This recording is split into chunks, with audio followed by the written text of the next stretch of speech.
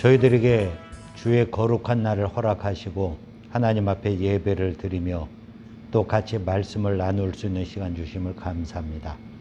또 하나님의 오늘 일산 청암교회를 축복하셔서 교회 귀한 일꾼들을 세우는 그런 은혜도 주심을 감사드립니다. 오늘 하루 모든 일들에 주님 함께 하셔서 영광 받아 주시고 우리들 가운데 은혜가 충만한 그런 복된 주일이 되게 하여 주옵소서. 예수님의 이름으로 기도하옵나이다. 아멘. 예.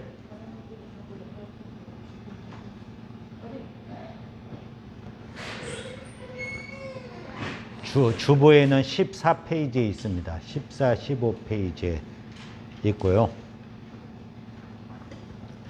자, 오늘 공부할 거는 예수님에 대한 고백입니다.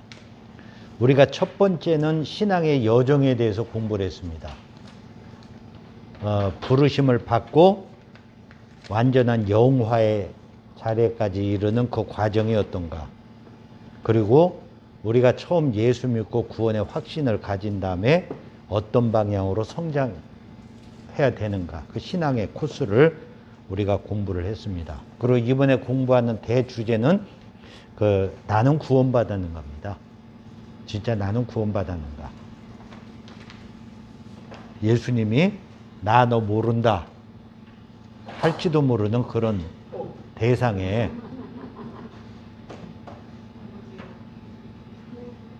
차 목사님 조심히 계십시오.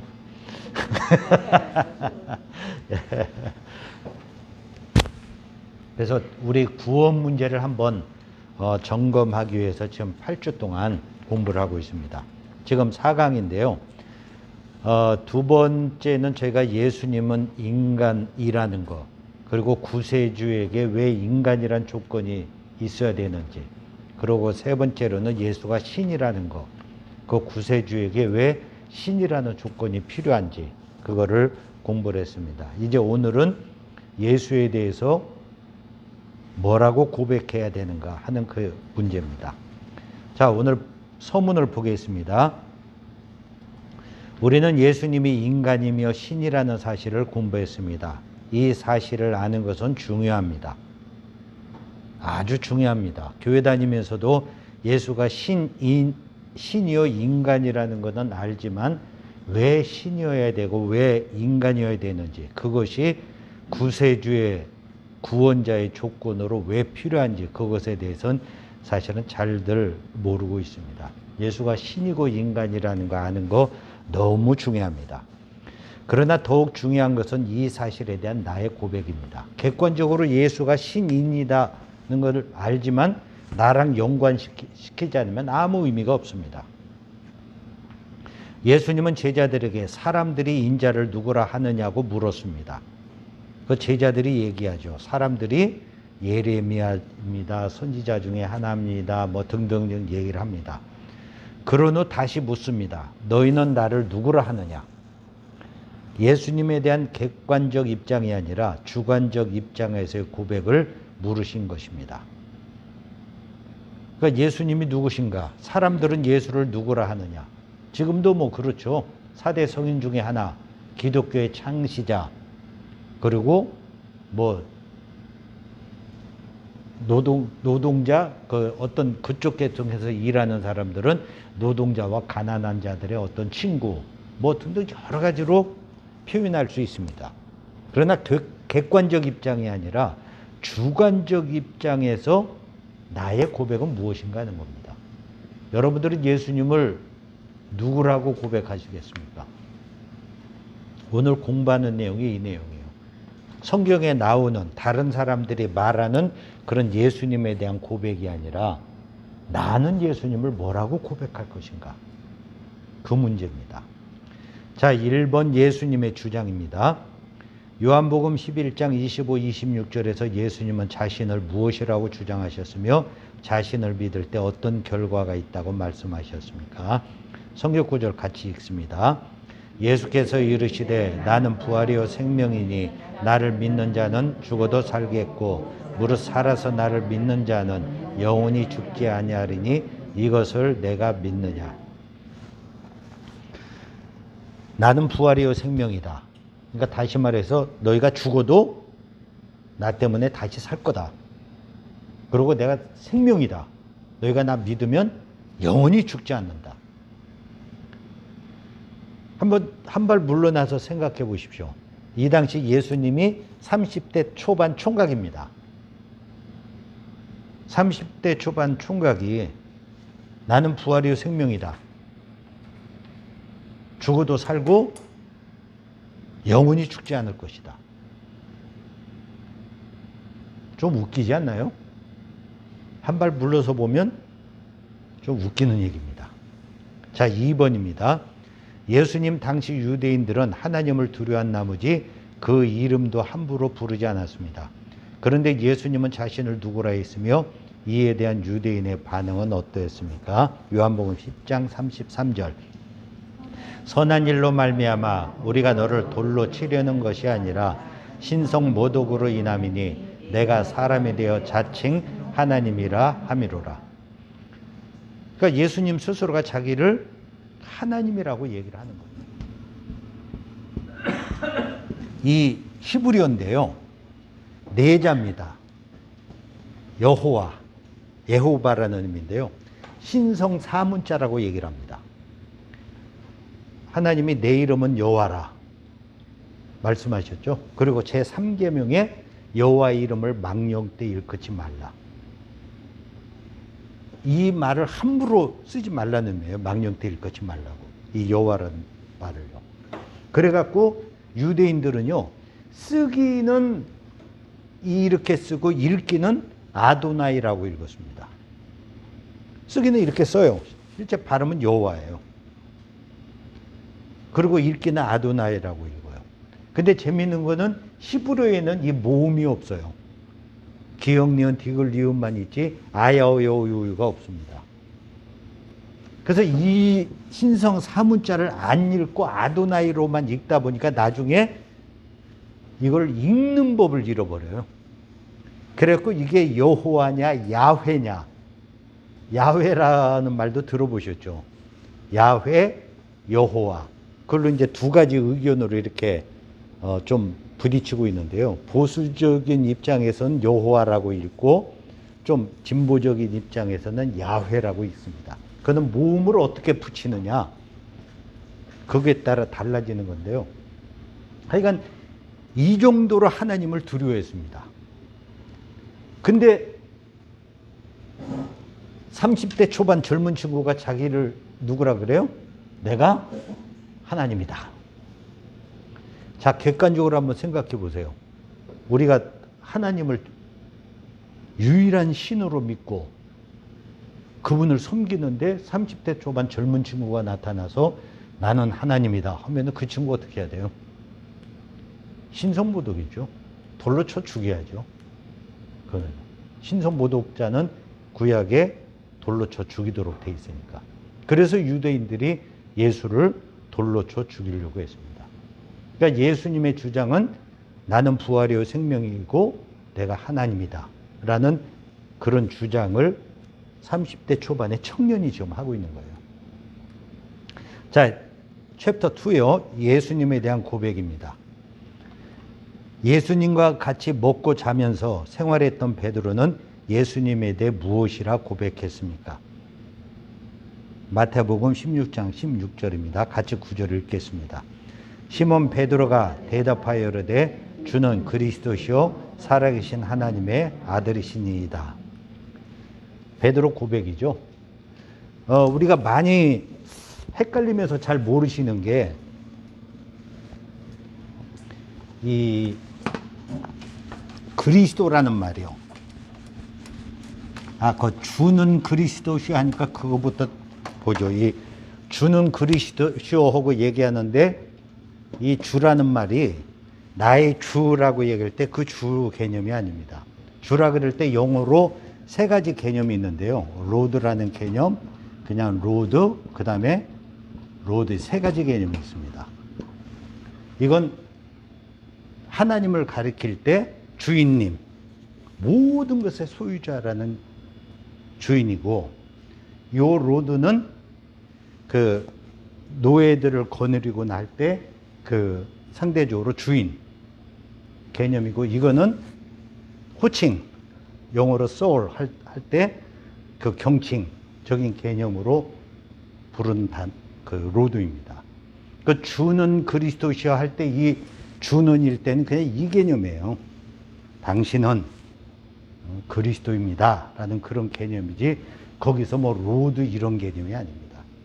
그러니까 그건 우리가 그 주라고 돼 있다 보니까 그걸 정확하게 따지기 좋아하는 사람들은 여기서 왜 베드로가 주라 그랬느냐 그래서 그거 갖고 좀 헷갈려 하시는데, 그거 아니고 그냥 단순히 you are입니다. 당신은, 그런 개념으로 이해하시면 되고요. 그 다음에 그리스도라는 말, 그리스도인데요. 헬라어로는 크리스토스입니다. X자가 앞에 나와요. 그리스도, 크라이스트, 크리스토스. 그래서 크리스마스 할 때 어떻게 쓰냐면 엑스마스라고 써요. 왜냐면은 요 헬라어의 앞대가리를 따서 엑스마스라고 이렇게 씁니다. 이제 크리스마스예요. 근데 이 크라이스트라는 말이 헬라어인데요. 이것을 히브리어로 표현하면 메시아예요. 히브리어로는 메시아. 그러니까 구세주, 구원자라는 개념이죠. 근데 이것도 크라이스트나 메시아나 그 어원은 똑같이 기름 부음을 받은 자라는 의미입니다. 기름 부음을 받은 자. 단어 의미 자체는요. 그래서 이 메시아라 그럴 때 메시아도 소문자로, 이게 스펠링이 맞는지 모르겠네요. 이렇게 쓰면, 소문자로 쓰면은 기름 부음을 받은 자를 메시아라고 얘기합니다. 구약에 누구냐면은 왕, 선지자, 제사장. 이 사람들이 전부 기름 부음을 받았어요. 그래서 그냥 메시아라고 해요. 기름 부음 받아서 세움 입었으니까. 근데 이거를 대문자를 써서 메시아라고 쓰면 이거는 구세주, 구원자를 가리킵니다. 온 세상의 구세주, 구원자. 유대인들이 메시아를 기다린다 할 때는 이 기름 부음을 받은 자인데, 이 고유명사에서 구세주를 기다린다는 의미예요. 히브리어입니다.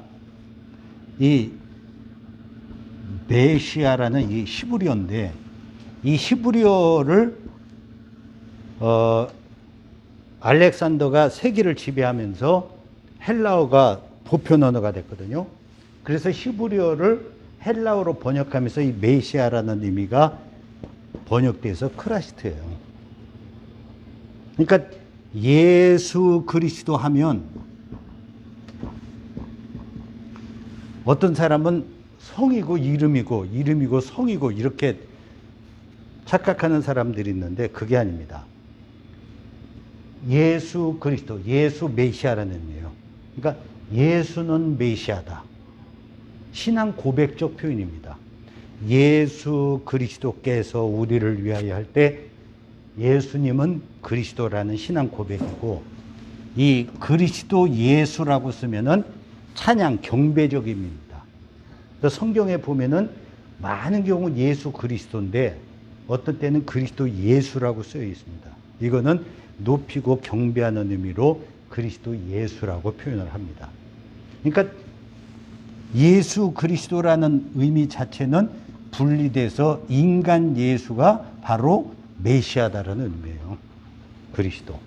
그래서 베드로가 주는 그리스도시오 하고 얘기할 때 당신이 곧 메시아입니다라는 그런 고백입니다. 히브리어 메시아, 헬라어 그리스도. 번역 문제일 뿐이지 똑같은 의미고, 단어 본뜻은 기름 부음을 받은 자라는 그런 의미고, 그걸 그냥 상식적으로 그냥 알고 계시면 좋겠습니다. 근데 예수 그리스도라고 할 때 그 이 개념을 정확하게 모르는 분들이 많으세요. 근데 그리스도라는 의미는 메시아의 헬라어 번역이다. 라는 것을 아시면 될 것 같습니다. 자, 베드로가 예수님을 향해서 당신은 그리스도시고 살아계신 하나님의 아들이다 라고 고백해요. 베드로가 그런 고백을 한 이유는 뭘까요? 베드로 비슷한 나이일 겁니다. 예수님이랑. 그 옛날에는 그 도제 제도 같은 개념이라서 스승을 따라다니면서 어때요? 스승과 먹고 자고 생활하면서 교육을 받아요. 훈련을 받고. 그러니까 예수님을 3년 반 동안 따라다녀요. 따라다니면서 예수님과 같이 먹고 자고 마시고 이렇게 했는데 예수님이 너희는 나를 누구라 하느냐 하니까 베드로 고백이 당신은 메시아이십니다 하고 고백하는 거예요. 메시아고 하나님의 아들입니다.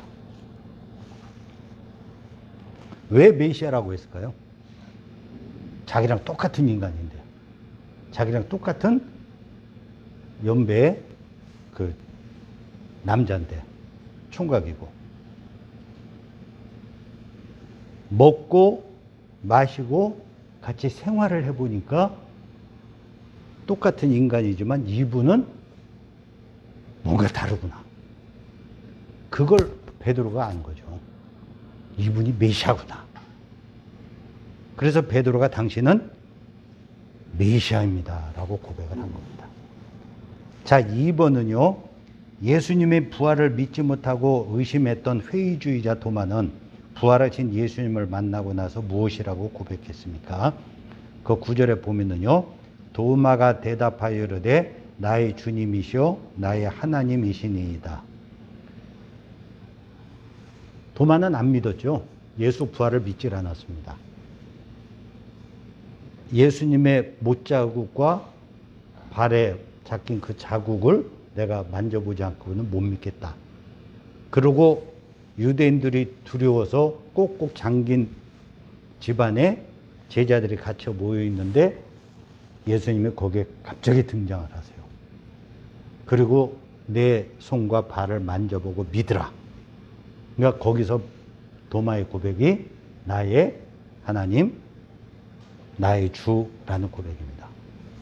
또 우리가 이제 오늘 고백의 내용을 다루니까요.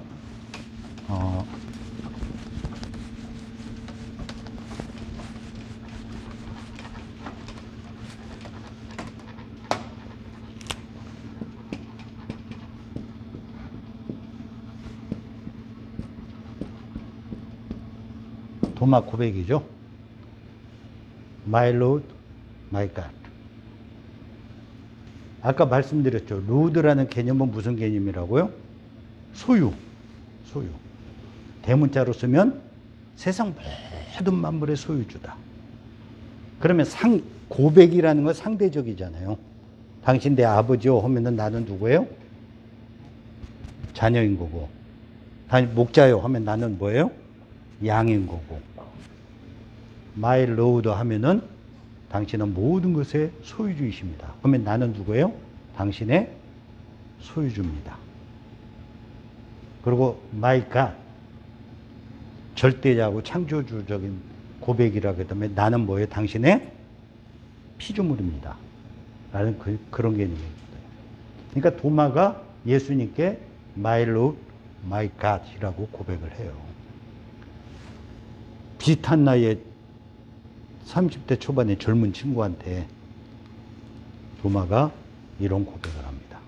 당신 나의 주, 나의 하나님이라고. 도마가 이런 고백을 한 이유가 뭘까요?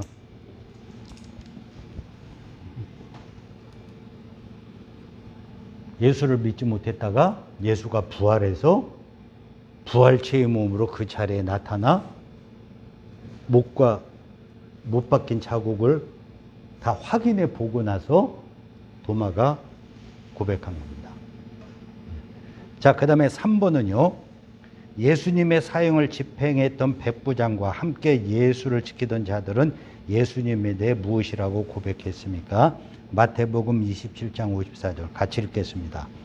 백부장과 및 함께 예수를 지키던 자들이 자신과 그 일어난 일들을 보고 심히 두려워하여 이르되 이는 진실로 하나님의 아들이었도다 하더라. 백부장 하면은 로마 직제인데요. 100명의 부하를 거느린 사람이 백부장입니다. 밑에 1000명의 부하를 거느리면 뭐 돼요? 네, 천부장. 똑똑하십니다. 하나라 가라 말씀드리면. 네, 천부장이에요.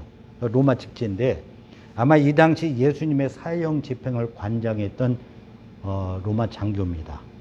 아마 100명의 부하를 거느리고 이제 그 사형 집행을 하고 또 지키고 질서 유지를 시키고 이제 이런 걸 했겠죠.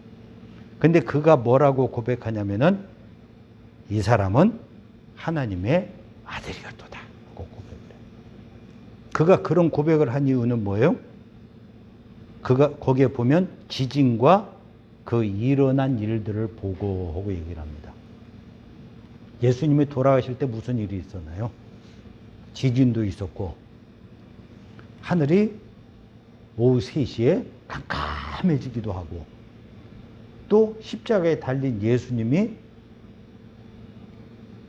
아버지여 저들의 죄를 용서해 주옵소서 하고 기도도 하고 다 이루었다라는 그런 말씀도 하시고 그래서 지진과 그 되어진 일들을 보고 이건 보통 사람이 아니다. 진짜 하나님의 아들이었도다. 그러니까 아마 얘기는 들었겠죠. 사람들한테 예수가 스스로를 하나님이라 그런다. 저 진짜 하나님의 아들이냐? 하나님 보낸 메시아냐? 이런 얘기들이 많이 있었을 텐데 이제 그 된 일을 보고 백부장과 지키던 자들이 그런 고백을 한 거죠. 자, 4번입니다. 예수님과 대적에 위치했던 귀신들은 무엇이라고 고백했습니까? 누가복음 8장 28절입니다. 같이 읽겠습니다. 예수를 보고 부르짖으며 그 앞에 엎드려 큰 소리로 불러 이르되 지극히 높으신 하나님의 아들 예수여 당신이 나와 무슨 상관이 있나이까 당신께 구하노니 나를 괴롭게 하지 마옵소서 하니. 자, 귀신은 예수님을 뭐라고 얘기를 해요? 지극히 높으신 하나님의 아들 예수. 자, 귀신이 예수님에 대해서 이런 고백을 한 이유는 뭘까요? 믿는 것과 고백은 다릅니다. 네, 그 사실을 인정하는 거죠. 귀신은 영적인 존재입니다. 영적인 존재로서 우리는 예수의 인간적인 드러난 모습만 보지만 귀신은 그 모든 걸 알죠. 그러니까 귀신이 예수님을 향해서 지극히 높으신 하나님의 아들 예수요라고 그런 인정을 합니다. 그러니까 성경에 나타난 이 고백들을 보면은요, 우리가 배웠던 것처럼 예수 겉으로 나타난 모습은 인간일 뿐입니다. 그리고 신성적인 모습이 이제 뭐 죽은 자를 살리거나 뭐 이런 어떤 기적이나 예수님 스스로 내가 하나님이다라는 그런 주장들을 통해서 신성적인 모습이 나타나긴 하지만 겉으로 나타난 거 완전 인간인데 그의 수제자였던 베드로, 그리고 의심 많았던 도마, 그리고 예수를 십자가에 못 박고 그 질서 유지를 관장했던 백부장, 그리고 예수와 영적으로는 대적의 위치에 있죠. 대적의 위치에 있는 귀신. 이들이 모두 예수에 대해서 뭐라 그래요? 하나님의 아들이라고, 그리스도라고, 그거를 다 인정을 하고 있습니다. 자, 그 다음에 예수님에 대한 나의 결단입니다. 성경은 예수님이 완전한 신인이라고 말합니다. 예수님은 당신이 하나님이라고 주장하십니다. 그 주장에 많은 사람들은 예수님을 믿었고 심지어 원수들과 귀신들도 인정했습니다. 이제 내가 취할 자세는 다음 3가지 중 하나입니다. 1번, 만일 예수님이 자신이 인간뿐임을 알면서도 하나님이라고 주장했다면 그는 거짓말장애임에 틀림없습니다. 이 결론이 타당합니까? 그렇다면 그 이유는? 그 신천지의 누구죠? 이만희. 자신이 하나님이라고 그렇게 했다가 나중에 이제 뭐 아무것도 아닌 게 나타나죠. 그냥 거짓말을 하는 거죠. 33세 젊은 친구가, 청년이 내가 하나님이다 하고 얘기를 해요. 자기가 하나님인지를 아닌 거를 알아요. 그러면서 내가 하나님이라고 얘기한다면 그는 거짓말장애죠. 사기꾼입니다. 예수님이 사기꾼인가요? 그건 뭐 뒤에 와서 보죠. 자, 2번입니다. 예수님이 하나님이 아님에도 스스로를 하나님으로 믿고 있었다면 그는 정신병자입니다. 예수님에 대한 이 결론이 타당합니까? 그 이유는 무엇입니까? 자, 제가 장기복이에요. 근데 제가 여러분들에게 내가 하나님이다, 나를 믿으라 하면은 여러분들은 어떻게 했어요? 저 미친놈. 네. 미친놈의 소리 나오죠. 근데 제가 하나님이 아님에도 불구하고 내가 하나님이라고 얘기했다면 저는 거짓말장인 거고, 제가 인간인데 진짜 여러분들이 막 나를 너무 추앙하고 그냥 높이고 하니까 내가 스스로 하나님이 된 것처럼 착각에 빠졌어요. 내가 스스로 하나님으로 내가 하나님인가? 그러고서 내가 하나님이라고 주장을 해요. 진짜 내가 하나님으로 알아요. 그럼 미친놈이죠. 거짓말장이든가 미친놈이든가. 그럼 예수님이 거짓말장인가? 예수님이 미친놈인가? 그 밑에 박스에 보면은 윌리엄 레키 이야기인데요. 아일랜드 역사학자랑 평론가입니다. 그가 말하기로 예수의 생애가 전 인류에 미친 영향은 너무 크다. 그가 종교 사기꾼이었다면 인류의 거룩한 것은 전부 사기 사건으로 된 것이라는 결론이 타당하다. 거짓은 거짓을 낳습니다. 하나의 거짓을 합리화하기 위해서는 링컨이 얘기를 하기를 뭐 20몇 가지 거짓말이 필요하다고. 그럼 20몇 가지 거짓말을 또 합리화하기 위해서는 또 더 많은 거짓말이 필요하잖아요. 그러니까 거짓은 결국에 가서는 드러난다는 얘기거든요. 근데 예수님이 만약에 거짓말장이었고 종교 사기꾼이었다면은 인류의 거룩한 것은 사기 사건으로 된 것이다. 그렇게 말할 수밖에 없다는 것이죠. 그 다음에 만약 예수가 정신병자였다면 서양 정신사의 주류를 이끌고 있는 기독교는 정신병 환자의 정신병의 기초에 세워진 것이다. 예수님이 정신병자였다면 서양 역사는 대부분이 어때요? 기독교에 의해서 그 정신에 의해서 세워진 건데 완전히 정신병 환자와 정신병의 기초에 의해 서양 역사가 세워진 것이라고 말할 수밖에 없죠. 이 결론이 타당하냐는 얘기죠. 예수님이 과연 거짓말이고 사기꾼인가? 거짓말도 아니고 사기꾼이 아니라면 한 가지 사실은 뭐예요? 사실이든가. 셋 중에 하나밖에 없죠. 자, 3번. 위에 두 가지가 아니라면 그의 주장은 사실일 수밖에 없습니다. 이 결론이 타당합니까? 그렇죠. 논리적으로 세 개밖에 없어요. 30세 젊은 친구가 내가 하나님이다 하면은 거짓말을 하고 있든가 정신병자든가 아니면 사실이든가 그거밖에 없습니다. 자, 그 다음에 보면은요, 박스 안에 있습니다. 예수님은 자신이 하나님이요 자신을 믿으면 영생을 얻는다고 분명히 선언했습니다. 그 말을 믿고 수많은 사람들이 헌신하고 순교했습니다. 그런데 만일 그의 주장이 거짓이었다면, 하나님이 아니었다면 인류는 사기를 당한 것이죠. 완전히 그 사기에 놀아난 것입니다.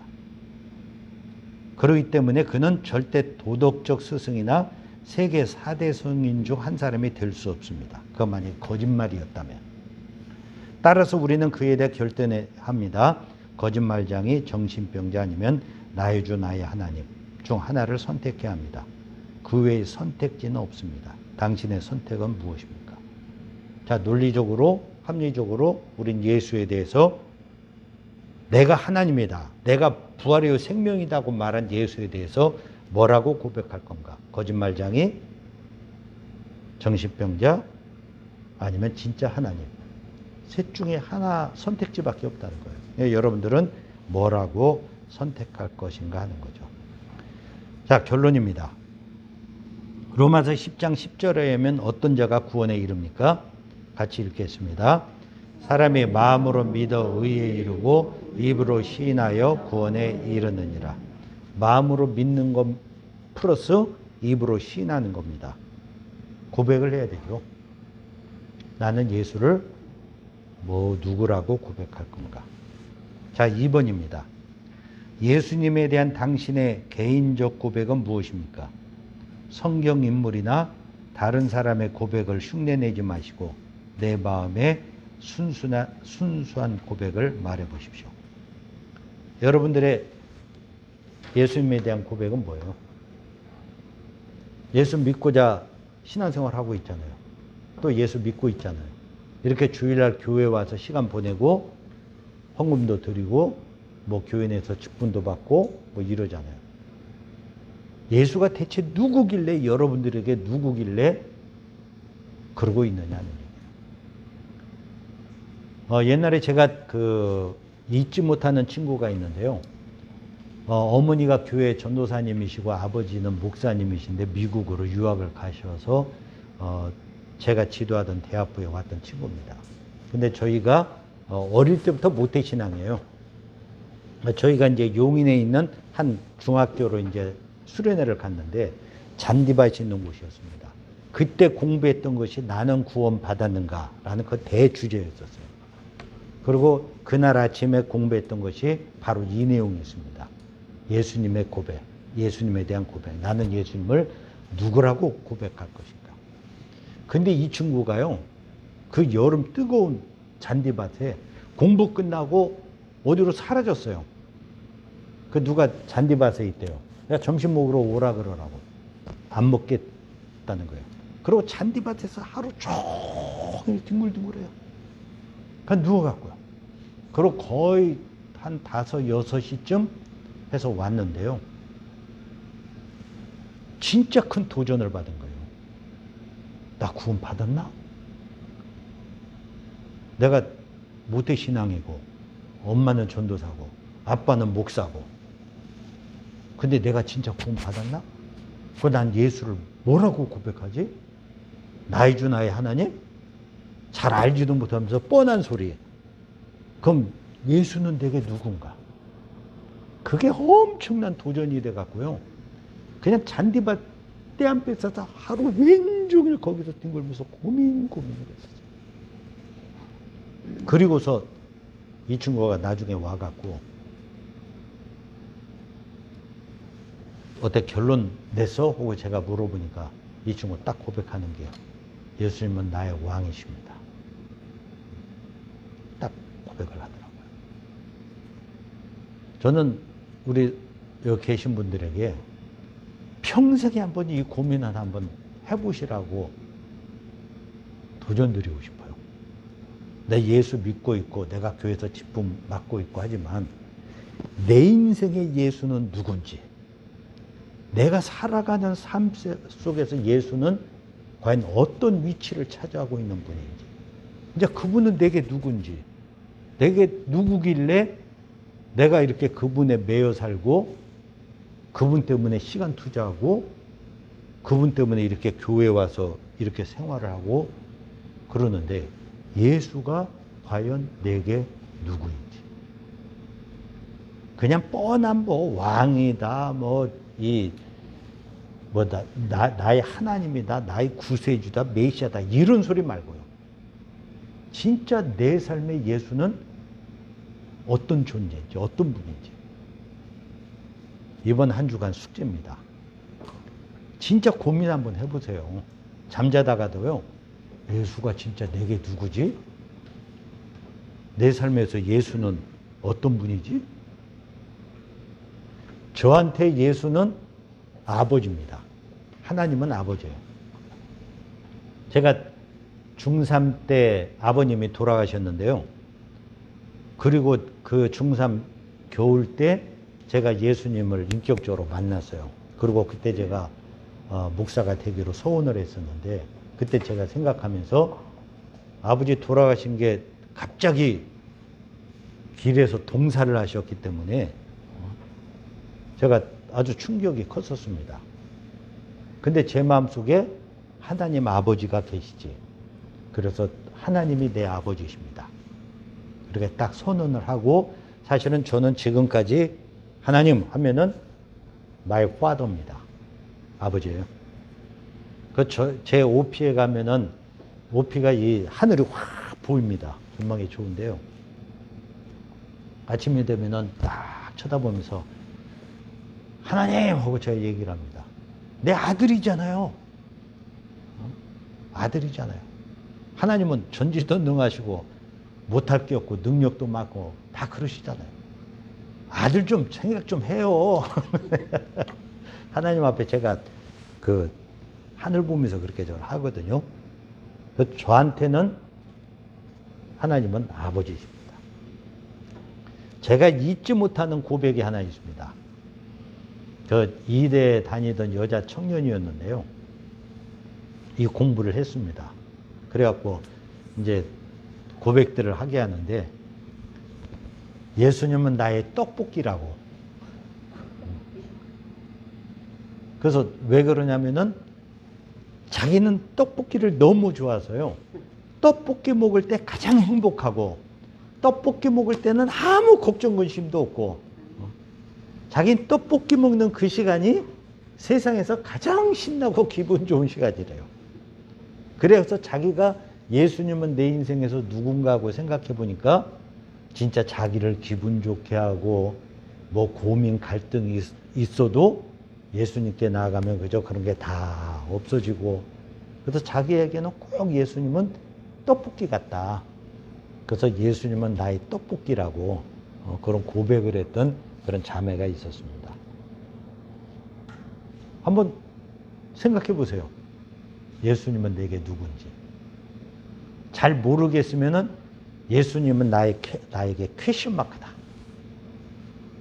아직도 내가 찾아야 되는 분. 아직도 내가 만나야 되는 분. 아직도 내가 알고 싶은 분. 뭐 여러 가지로 표현할 수 있겠죠.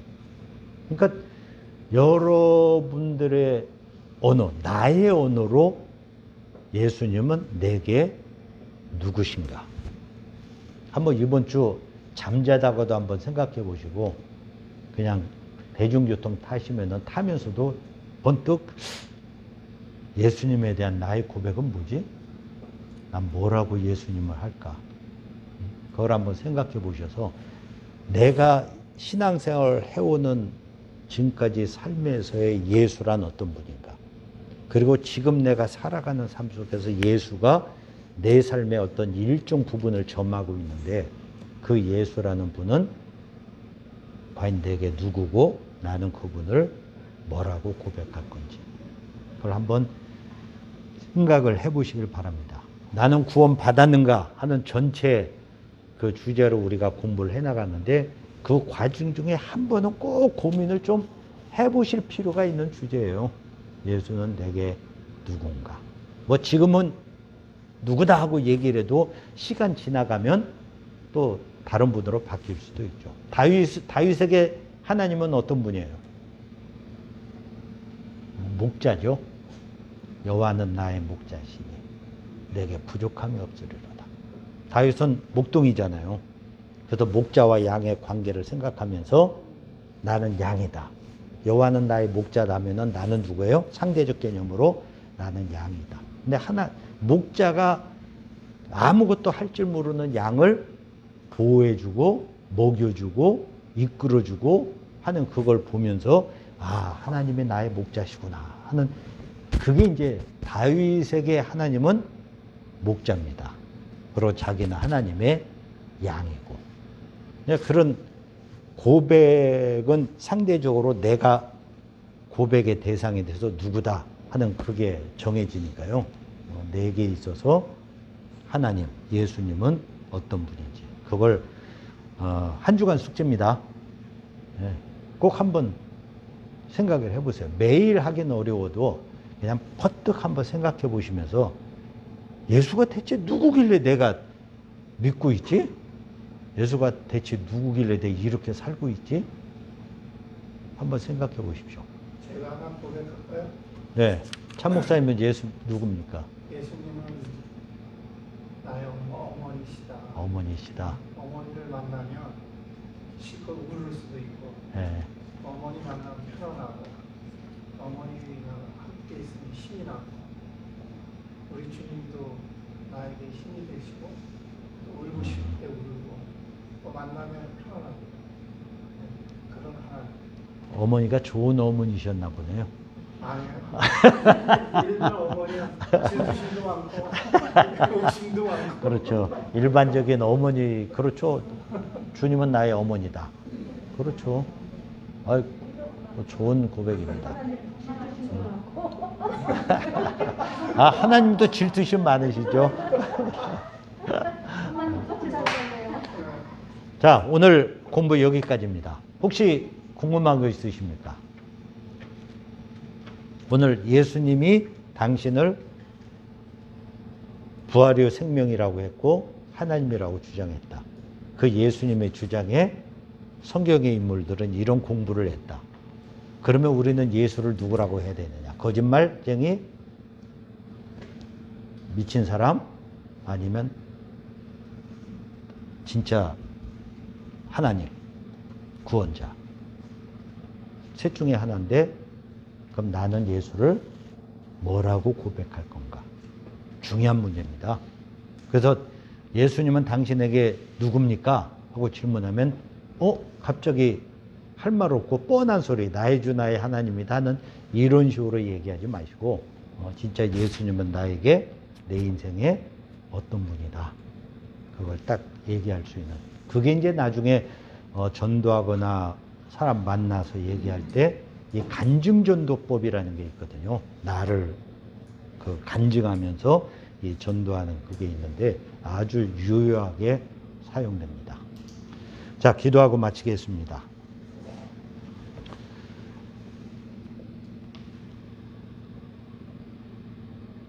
신이며 인간이신 예수님, 그리고 지금 내가 믿고 믿으려고 그러고 그리고 시간을 내서 이렇게 따르려고 하는 그 예수, 대체 당신은 누구십니까? 내게 예수 그분은 과연 어떤 분이신가? 하나님, 내게 은혜를 주셔서 예수님을 알게 하시고 만나게 하시고 예수가 내 인생에서 어떤 분이신지 그를 분명하게 내 삶에 각인시키는 그런 은혜를 주옵소서. 그거 같이 한번 기도하시고 오늘 오후 2시에 임직식이 있습니다. 세움받는 분들 하나님 축복하셔서 이분들을 세움으로 인해서 우리 일산 청암교회가 든든히 서가고 하나님께 더욱 영광 돌리는 그런 복된 교회 될 수 있도록 또 세움받는 분들 가정과 그 삶들 축복해 주시도록 같이 한번 기도하고 제가 기도하고 마치겠습니다.